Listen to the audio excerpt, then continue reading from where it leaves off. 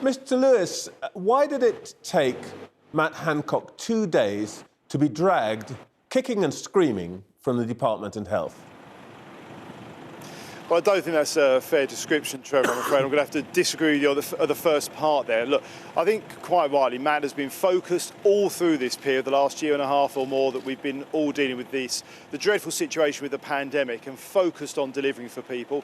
He wanted to stay focused on that. The government want to stay focused on that. We've got a strong team at the Department of Health who have got that knowledge, that experience to take that forward. But look, Matt, in his own letter, I think, said, and ultimately he's made, I think, probably the right judgment in the sense of he doesn't want this situation around himself to distract from that key focus and the key work for government, which is to deliver for people on the pandemic and as we are coming out of the pandemic. The Secretary of State for Health, formerly, spent much of the past year telling the rest of us how to live our private lives. He shamed people, Neil Ferguson, the scientist, for example, who broke the rules. And yet, he then spent 2 days telling everyone that it was vital for him to stay in office and that they shouldn't judge him on the basis of his private life. He doesn't get it, does he? Well, I think, as Matt himself said, he apologised for what he had done. He apologised for breaching the guidelines. We've all got to do our bit. Absolutely, he's been right all the way along. We've all got to do our bit to follow the guidelines. That helps keep not just ourselves and our friends and our families, but our wider community safer. But as Matt said in his letter yesterday, he didn't want his own situation and what he had done in terms of breaching the guidelines in his private life situation to distract from the important work that we've all got to focus on. I know Sajid Javid will be focused on, which is taking our country forward through the next stage of the pandemic and as we are rolling out of the challenges of the pandemic, as we continue the vaccine rollout. That's been a phenomenal success and something Matt and his team should be rightly proud of.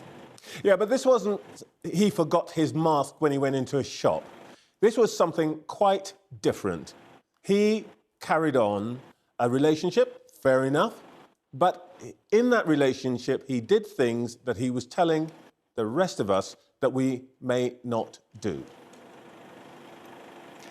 And as Matt said in his resignation letter, you know, this is one of the reasons why he took the decision, having given it some thought, I think he took the decision, as he said, that it was right for him to not be a continual distraction, that what he did was wrong. That's why he apologised. And he wants the country to have the ability to focus on dealing with the pandemic. And as I say, this next steps as we are coming out of the pandemic. I think it's a credit to Matt that his first thought is around making sure the country and the government can continue to do the work we need to do as we are moving out of the COVID pandemic. But, Mr. Lewis, look, let's get to the root of this.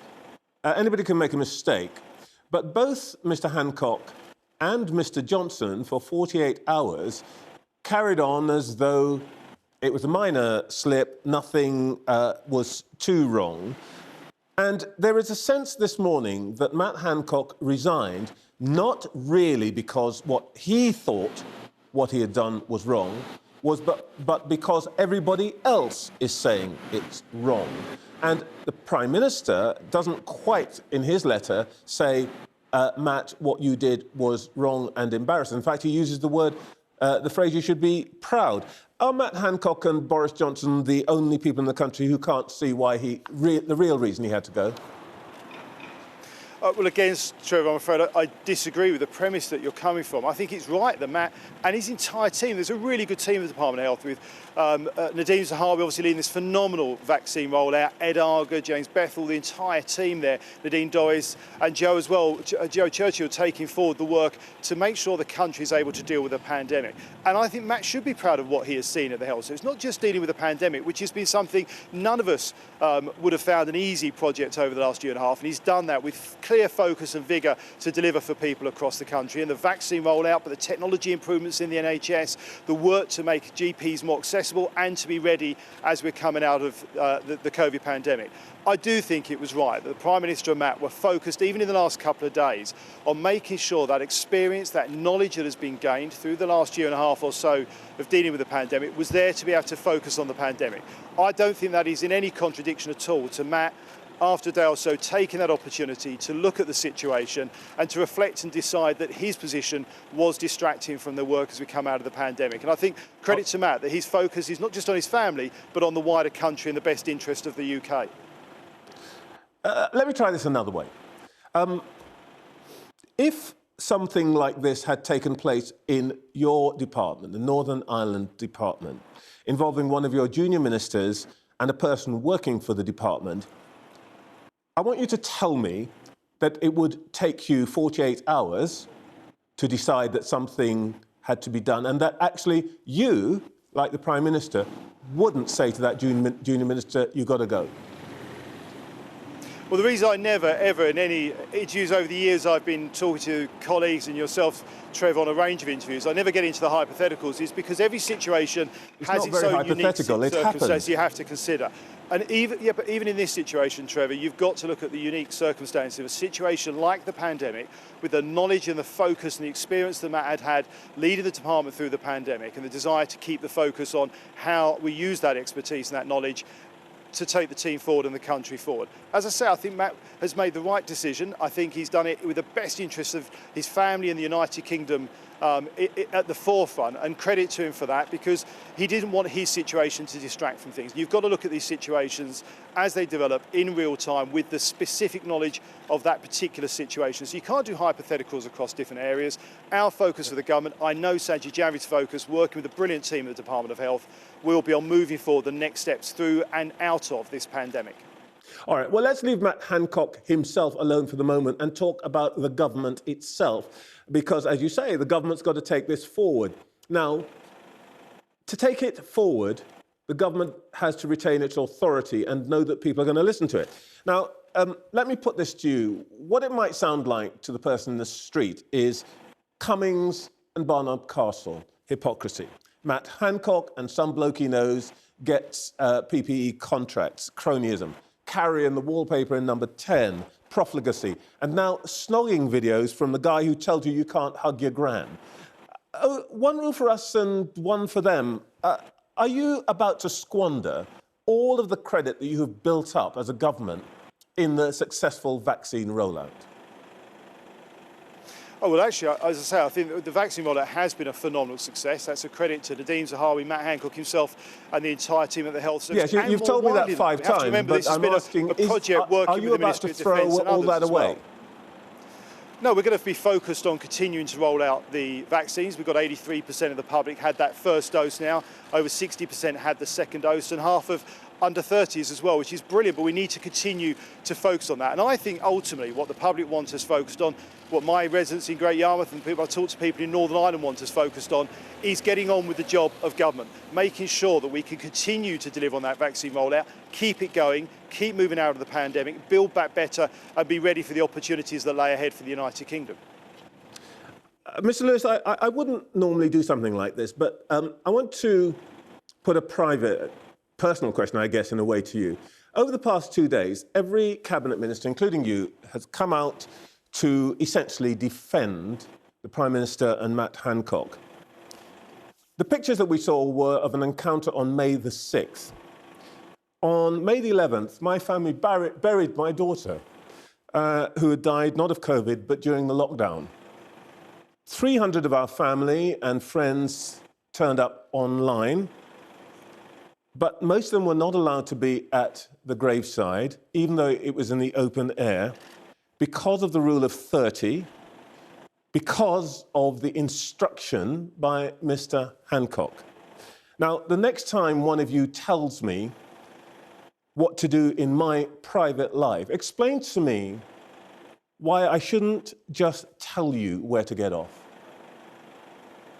Well, I absolutely accept and understand the frustration and even the anger that people have, having been through the situations they've been through. Look, as you say, Trevor, people across the country, I've lost friends whose funerals I've not been able to go to over the last period. That is such a tragic situation for any of us to be in. And that's, I have to say, why it's so important all of us do what we can to keep ourselves, our families, our friends, our wider community safe. It's also why that what Matt did was wrong. He acknowledged that. It's why he apologised immediately for his behaviour and acknowledged what he did was wrong. And it's ultimately why he's taken the decision that his position was untenable and distract him from the wider work that we've all got to do to move forward in the pandemic and out of the pandemic. There's no getting away from that, and I think that's why Matt ultimately made the decision he did. As I say, I think in doing that, he has put his family and indeed all of us across the UK first, because he wants to focus, as the PM does, as we all do, to be on getting out of this pandemic in the best possible way and as quickly as we can. OK, I'm going to have one last attempt. Does any of you understand the fact that it took 2 days to get to this point? Feels to everybody who is not you like he only stepped down because everybody else was shouting at him, not because he or the Prime Minister actually understood what this feels like to everybody else. Well, as I said, Trevor, earlier on, I'm afraid I don't disagree with the premise you set out. I think the Prime Minister and Matt, and I think people will see that the Prime Minister and Matt Hancock were focused on dealing with the pandemic. That's what they saw as the prime thing. Matt accepted what he did was wrong and apologised for that. And I think credit to Matt that he's looked at it again on reflection and taken the view that his position was distracting from that wider piece of work. He wants, like we all want, our focus to be on dealing with the pandemic and the next stages as we come out of that. And that's certainly where all of the government's focus will be. And Sajid Javid and the team of the Health Department will be looking forward to how we develop out of the pandemic from a health sense, as all of us will more widely as a country, as we build back better in the future. All right, we'll come to Mr. Javid's challenges in a moment, but before we do that, I want to ask you about the security aspects of this. You are well versed in this area, though, of course, this specific issue will not be your responsibility.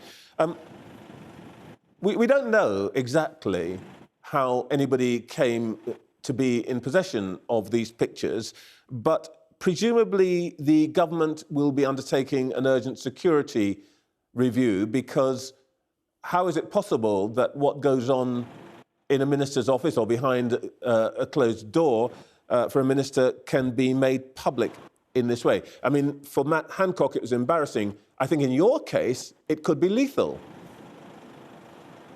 Well, look, Trevor, you're quite right. And I've seen some of the reports this morning outlining how different journalists think that the tape may have got out there. That is certainly a matter I know the Department of Health will be looking into to understand exactly how that was recorded and how it got out of the system. It's something we need to get to the bottom of. As you say, quite rightly, what happens in government departments can be sensitive and important, and people need to have the confidence that what is happening in a government department is something that allows government to be focused on those core issues and the sensitivity sometimes in a security sense of those core issues. So yes, I do know that is something the Department of Health will be taking forward as an internal investigation. We'll need to see, let them have the space to do that, to understand how this happened and to ensure this kind of situation can't happen again or across government indeed.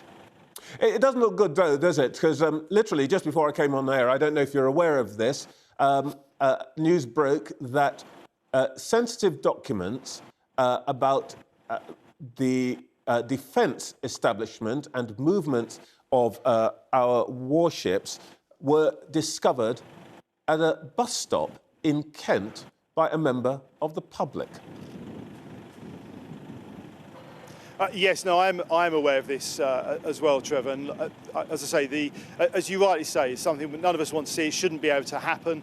It was properly reported at the time into the Ministry of Defence. There was obviously an internal investigation into that situation as well. And we've got, again, I'm going to wait and allow the team at the Department of Defence to Ministry of Defence to work through that investigation to understand exactly how this managed to occur.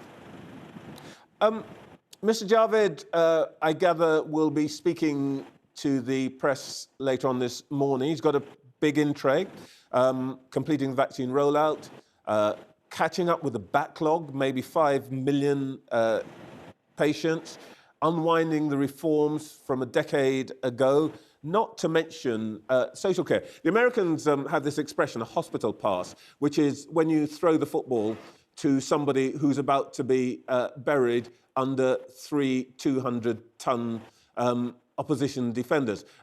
Is Mr. Javid getting a hospital pass with the Department of Health and Social Care now?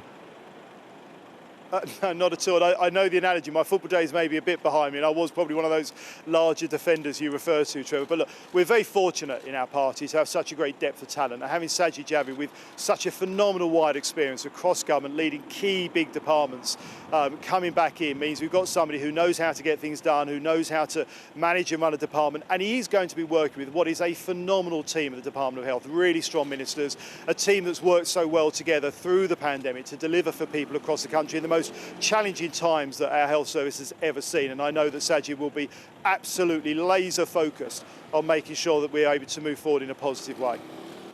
I suppose the Prime Minister reminded him that he's not just Secretary of State for Health, but also for social care. We understood that there was going to be the beginnings, at least, of a proposal for social care emerging this week. Will Mr. Javed still tell us what the government wants to do on social care, or is that going to be delayed yet again? Well, the Prime Minister has outlined that we'll be coming forward with some plans before the end of the year. That will be the focus of the Department of Health. As I say, the whole team, Helen Whately and Ed Garger, the whole team working with Sajid Javid, who, as I say, will be somebody who is focused on getting things done and delivering. This is a hugely, we all know this, a very, very, not just sensitive, but a really complicated area. I used to be in local government myself. There's obviously a huge work across. Sajid has got great experience of that from his time at communities and local government, and understanding how that comes together and delivering something that can really work for people in a way that's fair and gets the job done, so people have got that confidence in older age to be able to look forward. So that is something we want to do by the end of the year, and I know Sajid will be focused on that as much as he is on that wide range of issues as we are developing out of the COVID pandemic.